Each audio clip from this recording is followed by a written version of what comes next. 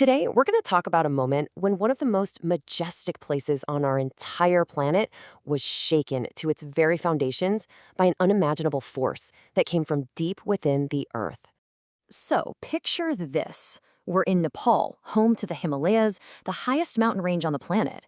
I mean, this is a landscape of absolute extremes, totally dominated by these towering peaks like Sagarmatha, which of course we all know as Mount Everest. But here's the thing, the very same force that created all this incredible beauty is also the source of a constant lurking danger. Okay, so for millions of years, two giant pieces of the Earth's crust, the Indian and Eurasian plates, have been locked in this slow-motion collision.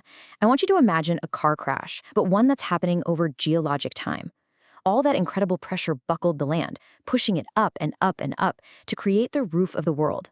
And what's so crucial to get is that this isn't just ancient history. It's happening right now, right under our feet.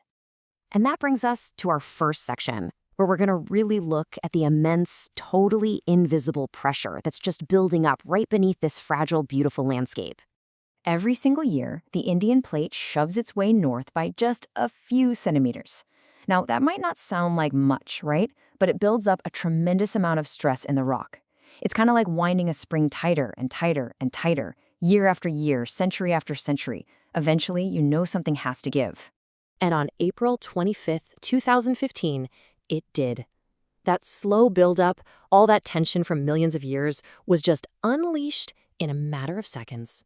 This really shows you the connection between the deep, deep past and one single devastating moment.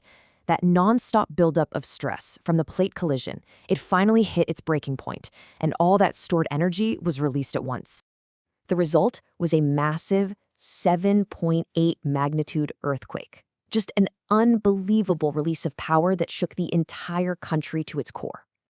And this, right here, is where the geology met a truly tragic human reality.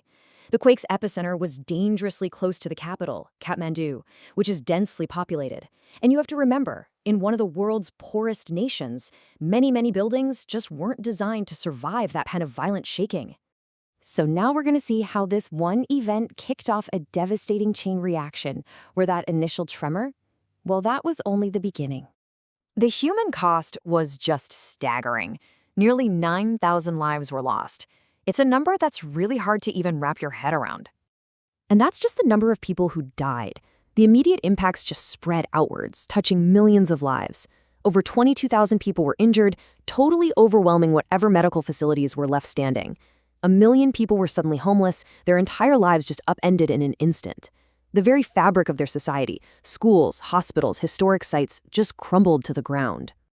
You know, the loss wasn't just structural, it was cultural. The historic Dharahara Tower in Kathmandu, this was a 60-meter-tall landmark, a symbol of the city. It was reduced to a pile of rubble in a flash. And the most tragic part, this wasn't just some empty building.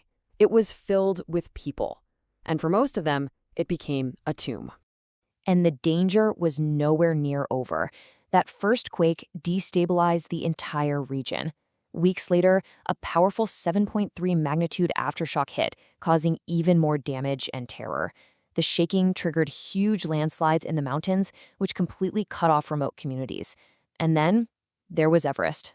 The earthquake triggered a massive avalanche that just tore through Everest Base Camp, a place that climbers from all over the world thought of as a pretty safe spot.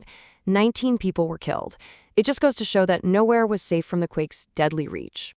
But out of all this immense destruction came an absolutely incredible response. The world saw what was happening in Nepal and just rushed to help. And what's really fascinating is how the response came from two totally different directions at once. On one side, you've got this huge international effort, expert rescue teams flying in from all over the world, emergency supplies from big charities, and hundreds of millions in financial aid. But just as critical were the local heroes, people like the Sherpa communities who know that treacherous terrain better than anyone. They were carrying aid on foot to villages that were completely cut off, and pilots who were bravely flying helicopters into the mountains to reach the most isolated people. So, saving lives was the first crucial step. But what came next was the truly monumental task of rebuilding an entire nation.